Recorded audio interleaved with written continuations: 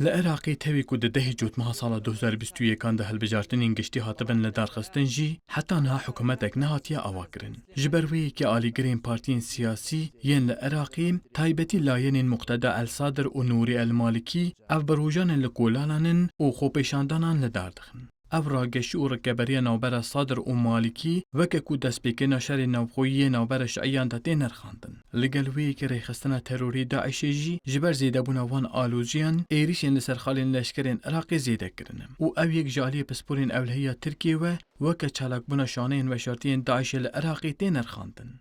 iktidarda güç boşluğu olduğu dönemlerde بێگومان ڕێخستنên تەرۆری نەبوونا ڕێوەبەریەکە برێک و پێک ji bo bihêzbûna xwe weke fersendekê dibînin. Li Iraqê jî niha rêveberieke birêk û pêkenîne ev rewşa hêyî dê bibe sedem ku gelek şaneyên veşartiyên Daişê li Iraqê çalak bibin.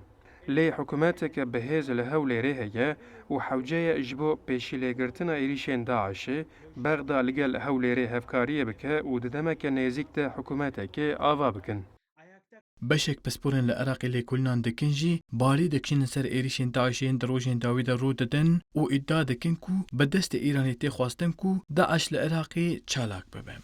Bölge içerisinde, Suriye içerisinde ve Irak'ta da aslında benzer bir sıkıntı var. Li rojhilata navîn taybetî li Sûriye û Iraqê hêj bermayên Daişê mane. Aloziyên rojên dawî de li Iraqê bi destê Îranê zêde bûne jî dê bibe sedem ku Daeş li Iraqê bihêz be. Arman jî têkbirina hevsengiyên navbera Enqere, Hewlêr û Bexdayê ye. Ji ber ku Îran naxwaze di nava yekitî û ewlehiyê de Iraq bihêz bibe. Ji ber ku ji bo xwe weke gefekê dibîne. Ji ber vê çendê dibe ku êrişên Daişê li Iraqê zêde bibin. ریخستنا تندرو داعش د سال 2014 دجی جبر آلوزی و ددمک نزد تکشون آسایش عراقیم دسری د باجارین وکف بلوجه موصل و در دورین بغدادی تمامی به دست خسته بون.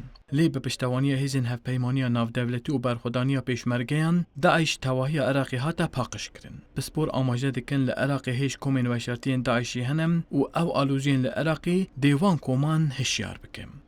ورال ایریشمیش. کردستان 24 انقره.